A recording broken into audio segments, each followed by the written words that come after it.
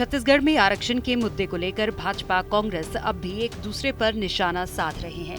भाजपा नेता और पूर्व मंत्री अजय चंद्राकर ने कांग्रेस पर बड़ा आरोप लगाते हुए कहा कि सरकार चाहती है कि छत्तीसगढ़ के पढ़े लिखे लोग गोबर गोमूत्र बेचें। इसलिए आरक्षण बिल को षड्यंत्र कर विधानसभा में पास किया गया है। वहीं अजय चंद्राकर के बयान को कांग्रेस ने स्तरहीन बताते हुए कहा कि बीजेपी नहीं चाहती कि विधेयक पर हस्ताक्षर हों। आरक्षण के नए विधेयक को अब इंतजार है तो राज्यपाल के हस्ताक्षर का। यही वजह है कि एक बार फिर आरक्षण के मुद्दे पर भाजपा कांग्रेस आमने सामने नजर आ रही है। कांग्रेस संचार विभाग के अध्यक्ष सुशील आनंद शुक्ला ने कहा कि बीजेपी नहीं चाहती विधेयक पर हस्ताक्षर हों। यदि बीजेपी के नेताओं में साहस है तो राज्यपाल से निवेदन करें कि इस बिल पर तत्काल हस्ताक्षर किए जाए। बीजेपी के षड्यंत्र के कारण छत्तीसगढ़ के युवाओं को परेशान होने की नौबत आ गई है। बेहद ही स्तरहीन बयान दिया है भारतीय जनता पार्टी के मुख्य प्रवक्ता अजय चंद्राकर जी ने। सरकार की मंशा स्पष्ट है, इसीलिए विशेष सत्र बुला के हर वर्ग को उनकी आबादी के अनुपात में आरक्षण का प्रावधान सरकार ने किया है। भारतीय जनता पार्टी का षड्यंत्र दिख रहा है साफ साफ, जो भारतीय जनता पार्टी नहीं चाहती है कि राजभवन से इस विधेयक पे हस्ताक्षर हो। यदि अजय चंद्राकर भारतीय जनता पार्टी के नेताओं में साहस है तो जाके राज्यपाल से निवेदन करें कि इस बिल पे तत्काल हस्ताक्षर करें।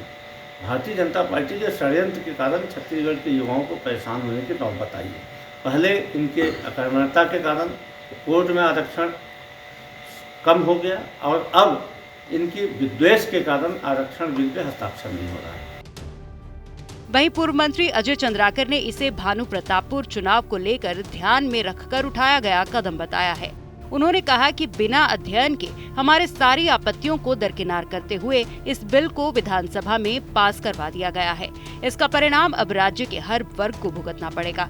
बहरहाल राजनीतिक बयानबाजी के बीच आरक्षण विधेयक पर हस्ताक्षर न होने से आदिवासियों में काफी नाराजगी देखने को मिल रही है।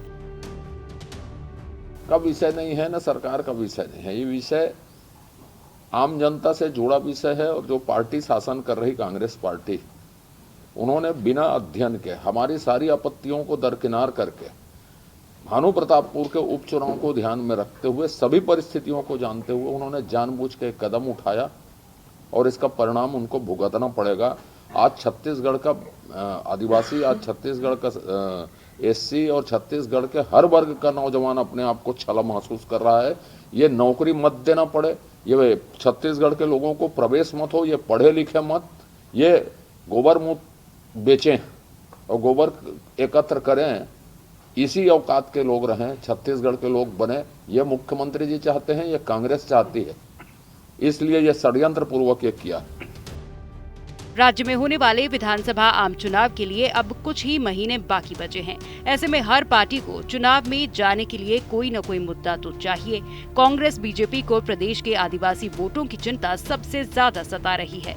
ऐसे में दोनों ही पार्टी आदिवासी आरक्षण के मुद्दे को अपनी सहूलियत के हिसाब से जिंदा रख रही है। जीत किस पार्टी की रणनीति की होगी वो तो विधानसभा चुनावों के परिणामों के बाद ही पता चलेगा। फिलहाल तो प्रदेश की जनता खामोशी के साथ दोनों दलों की राजनीति देख रही है और समय आने पर फैसला वोट देकर ही सुनाएगी।